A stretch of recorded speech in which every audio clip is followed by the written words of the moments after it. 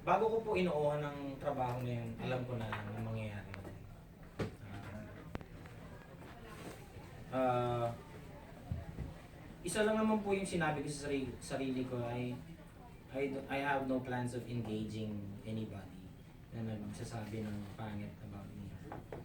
Dahil wala pong maidudulot na maganda yun. Hinayaan ko lang po. And, katulad nga ng sinabi ni Chito Miranda sa people who really know me and care about me.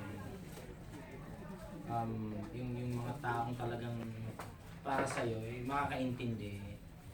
Yung mga taong hindi hindi talaga. So wala. Somehow na-realize nyo, nakita mo yun, na kasi after that, Opo. kita ko yung mga ano sa'yo na ano pa rin talaga. Opo, minsan pag titingnan mo yung tao na nagsasabi ng pangit, malalaman mo na if he's worth your time or not. So, no, hindi talaga. Wala po talaga sa option natin mag-engage and nahayaan lang namin. Lahat po ng tao ay entitled sa kanilang opinion. It's funny kasi nung nasa backstage ako, alam ko na eh. Alam ko na talaga yan. Pero, parang 2 years before the election period, sinasabi ko na